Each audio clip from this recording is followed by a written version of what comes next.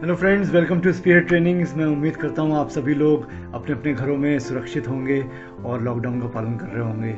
और आप में से बहुत सारे लोग अब शायद कामकाज पे बाहर भी निकल रहे होंगे क्योंकि काफ़ी कुछ रिस्ट्रिक्शंस अभी कम हुए हैं। तो आज हम बात करेंगे एक बहुत ही ख़ास विषय के ऊपर, द आर्ट ऑफ अनसेटिस्फाइंग, यानी कभी ना संतुष्ट होने की कला। इसके बारे में बात करेंगे और मैं आपको सुनाऊंगा एक पिता और पुत्र मूर्तिकार की कहानी, the story of a sculpture father and son. तो अगर आप इस कला को जानना चाहते हैं तो मेरे इस वीडियो में अंत तक बने रहिएगा।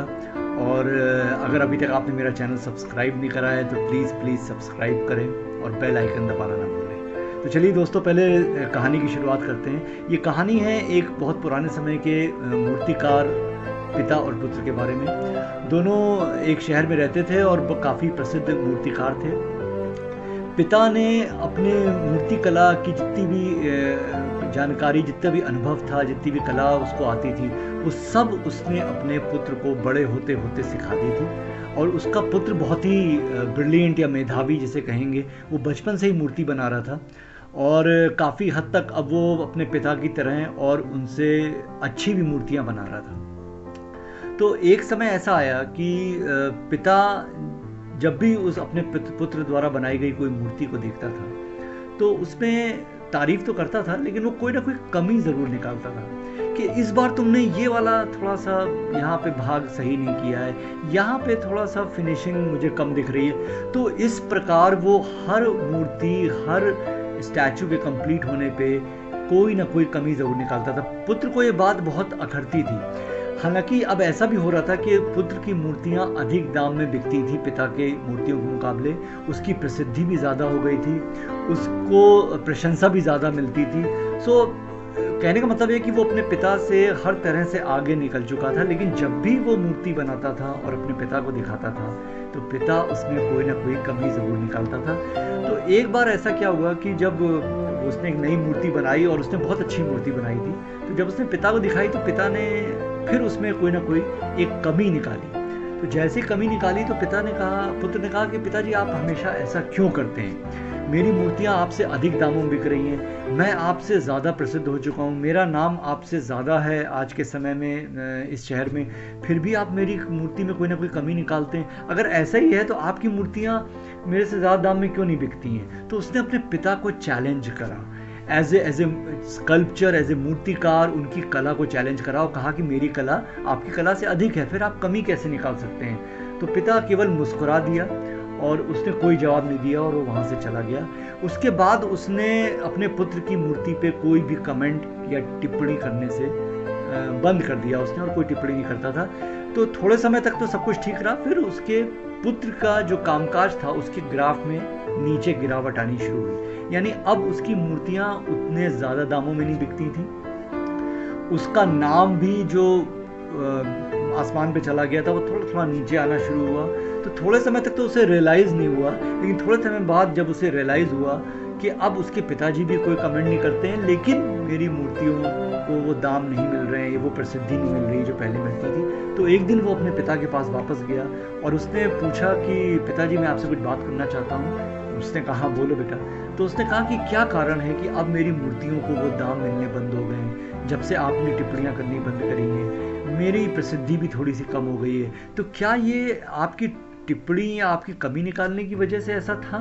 क्या कारण है? मुझे समझ में नहीं आ रहा, तो कृपया करके मुझे बताएं। तो मूर्तिकार ने बहुत शांत भाव से उसको सुना और हल्की सी मुस्कुराहट चेहरे पे लाके उसने कहा कि बेटा, ये जो नाम जो तुमने कमाया है, ये जो तुम्हें धन मिलता है, ये तुम्हें प्रसिद्धि मिली है, ये मेरी टिप्पणी की वजह से कभी नहीं थी, ये तुम्हारी ही कला और कौशल की वजह से थी। लेकिन जब मैं तुम्हारी मूर्ति या तुम्हारी कला में कोई कमी निकालता था तो तुम कभी संतुष्ट नहीं हो पाते थे, सेटल नहीं होते थे और तुम अगले बार उससे अधिक प्रयास करते थे।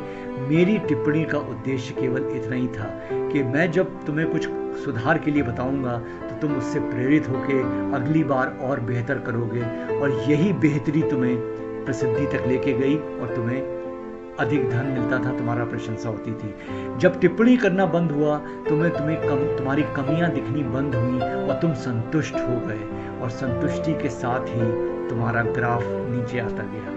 सो दोस्तों, इस कहानी से हमें ये संदेश मिलता है कि अपने आप को संतुष्ट कभी मत होने दें। अपने काम, अपनी कला, अपने कौशल, अपनी जॉब, अपने बिजनेस में संतुष्ट कभी मत होइए और सुधार की तरफ देखिए। अगर कोई सच्चा हितैषी है आपका तो वो कमी ज़रूर निकालेगा, वो तारीफ भी करेगा लेकिन वो कमी भी ज़रूर निकालेगा। तो उस कमी को एज ए लर्निंग लीजिए, एज ए सीख लीजिए और अपनी कला में सुधार लाइए, अपने काम में, अपनी क्राफ्ट में सुधार लाइए।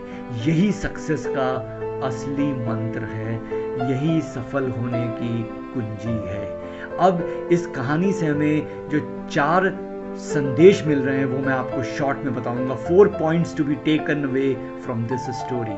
Number 1, don't get settled in life. अपने जीवन में सेटल मत होइए। जो लोग कहते हैं ना कि मैं तो सेटल हो चुका हूँ लाइफ में, सेटल होने का मतलब है अब आप संतुष्ट हो गए, अपनी काम, अपने परफॉर्मेंस, अपनी सफलता से संतुष्ट हो गए। जब संतुष्ट हो गए तो वो ग्राफ ज़रूर नीचे आएगा, क्योंकि जब आप पहाड़ की चोटी पे पहुंच जाते हैं तो वहाँ पे रुकना मुश्किल होता है, इसलिए आप नीचे उतरना शुरू करते हैं। तो जितने समय तक आप वहाँ पे रुक पाएंगे वो सफलता कहलाती है, और जब नीचे उतरेंगे तो अगली चोटी भी आपको पता होनी चाहिए चढ़ने के लिए। Don't get settled in life. Point number 2, always be a good student. शिक्षक का काम है कमी निकालना, सुधार की तरफ लेके जाना। तो एक अच्छा स्टूडेंट वही होता है जो उन कमियों को पॉजिटिवली लेता है, सकारात्मक रूप से और सुधार करता है। Point number 3, accept failure without any excuse. यानी अपनी कमियों में एक्सक्यूज मत निकालिए। अपने फेलियर्स में